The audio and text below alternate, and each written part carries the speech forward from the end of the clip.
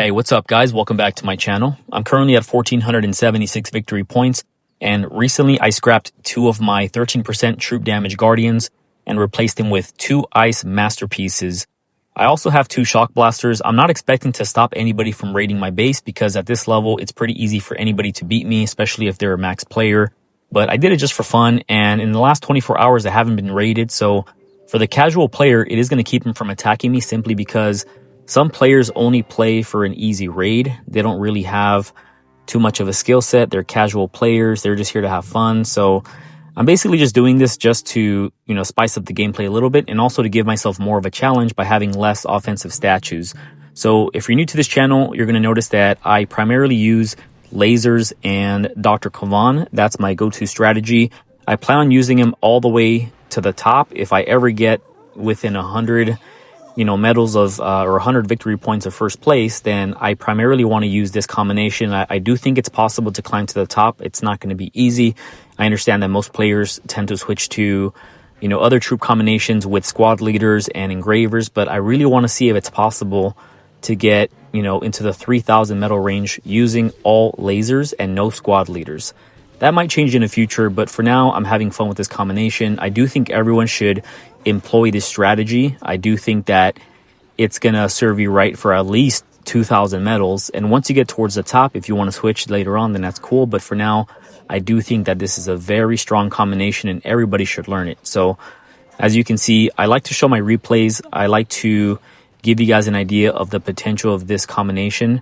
I have 64 lasers out of a possible 80. My lasers are level 8 out of 16 levels. Like Dr. Kavan, he provides 600 ice shield, and I believe there's one more level for 800, and I think one last one for 1,000. So you guys get an idea of the bases that I'm taking down. I like to start the video with lower level bases, so like level 76, level 78, and I work my way up to the highest level base on my map. And towards the end, I like to show either War Factory or an Operation Solo if possible. So as you guys saw in that first replay, very self-explanatory. My go-to strategy usually is going to be going up the right side all the way to the back corner. I think it's the most effective. It's easier on the eyes. It's easier for your lasers to navigate from left to right, going up the straight edge of the wall. Versus on some attacks like this one, you're going to see me going up the left side. I try to avoid this because troops are a little less predictable. And then when there's trees, it's hard to see if your smoke is being effective or if you're using it effectively or not, because it's kind of hard to see some of your troops. So in this situation, you're going to see that going up the left side made the most sense because the headquarters is pretty close by and all my lasers are spreading out evenly. Once I take out the initial wall of defense, I only have to worry about the shock launchers and rocket launchers that are in range. After that, I throw my critters and usually a turret or a super warrior if it's available with my gunboat for that week, and I use them to shield the rest of the defenses from my lasers. So now it's just a matter of taking on the headquarters as I fight off some of the, what are they called? The garrison troops that are still running at me. So there we go, 2 quick victories. I have been losing more troops than usual, but I think it's because, again, I took away 2 of my troop guardians, my troop damage guardians, so I'm taking a little longer than usual to take down these defenses. So here's going to be another base where I'm going to go up the left side, only because it makes the most sense. And when it's like a snow, a snow base, the trees are smaller and I can see through them. It's easier to see if there's any mines, and I can navigate my troops effectively, and I can still use my smokes. So now we're going to deploy my troops. I'm going to use my ice shield early just to protect them.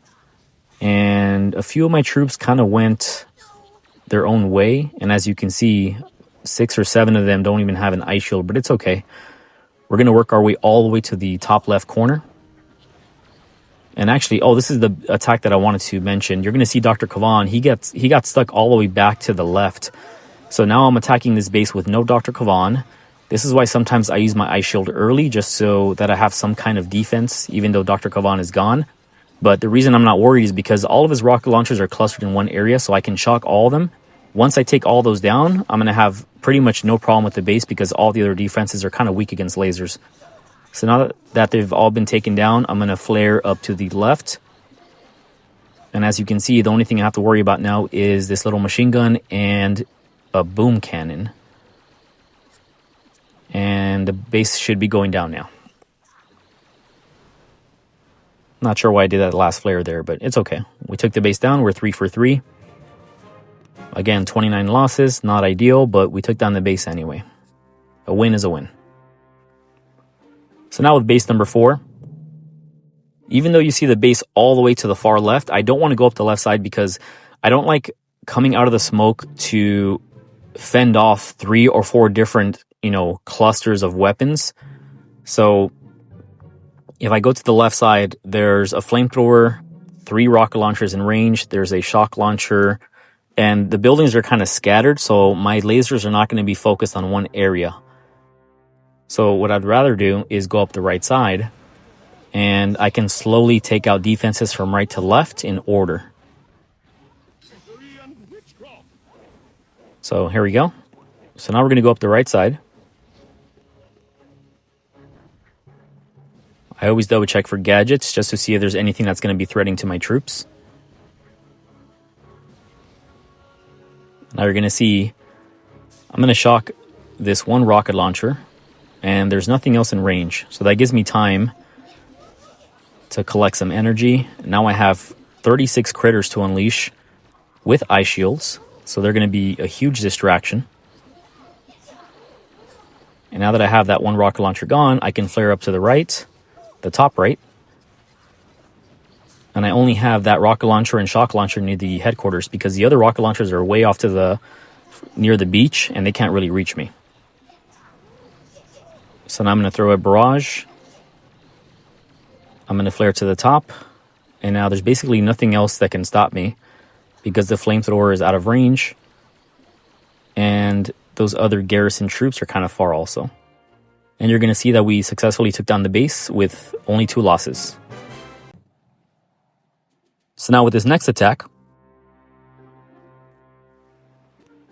he has 2 of those microwavers, but they're towards the center, so they're not an issue whatsoever. First, let's make some space, take out these mines. And I'm going to flare to this back right corner, but I want to make some space, so I'm going to take out those 2 defensive buildings. That way my lasers can have some room to expand and they can start attacking from right to left towards the headquarters. You have to keep in mind, especially when you have a shock, your shock, in my case, only lasts 11 seconds, so as soon as you use your shock, you want your lasers to attack for as much as that of that time towards defenses and not be distracted by resource buildings. So see, once they get back here, see, I'm going to shock this rocket launcher and the garrison. And actually, I made a mistake. I don't know why I shocked the garrison. I was supposed to shock the other rocket launcher. But it's okay, because the headquarters is right there. So now that I shocked the rocket launchers one more time, it's just going to be a straight hit. I'm going to reposition to the top. That way my lasers can take down the defenses behind the headquarters and gather more energy so I can throw a med kit. And it's just a matter of time to take down the headquarters. There we go.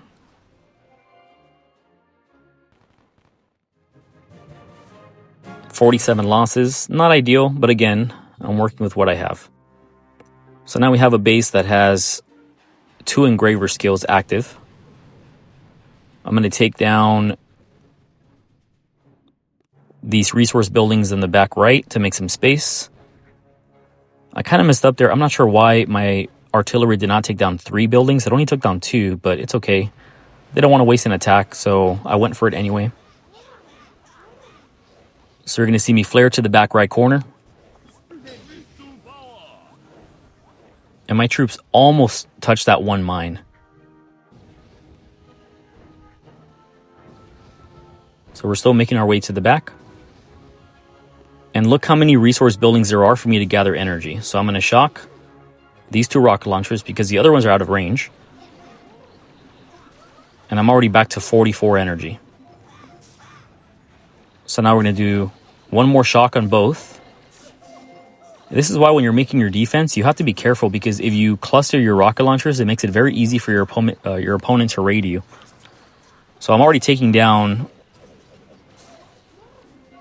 the rocket launchers and most of the defenses surrounding the headquarters.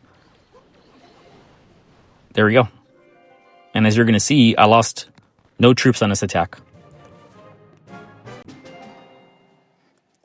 So now we have War Factory Threat 21. A fairly simple attack because it's mostly cannons. So my ice shield is going to make each cannon lose one of their attacks because the ice shield is just going to nullify any damage above 600. I'm just going to take down these boom mines because they're going to waste my ice shield. And I'm going to shock that cluster of 9 weapons, the flamethrowers and the surprise boom cannons. Or the surprise cannons, I should say. There we go. And then here comes some critters to do some more distracting.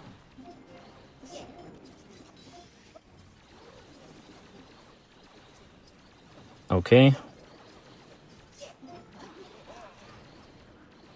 So now I'm going to regroup.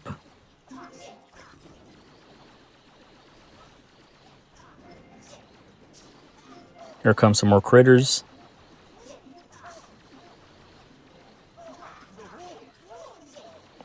And now luckily my lasers are able to take down the defenses behind by just standing where they are.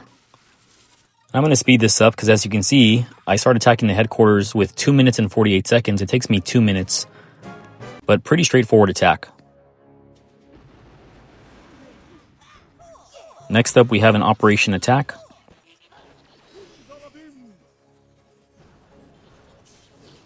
And we end up clearing the beach a little bit just so we don't have to smoke all the way there to the back right corner.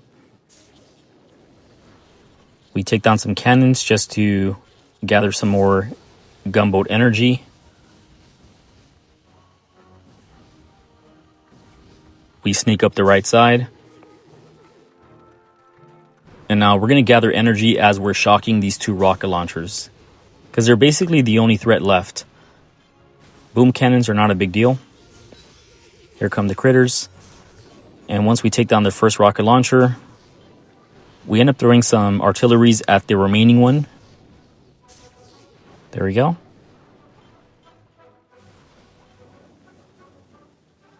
And now I allow my lasers to attack the mortars naturally, because I'm going to have enough left over to take down the base. There we go. And that's going to be it, guys. I hope you guys enjoy the content. I'll be back tomorrow with some more videos. Take care.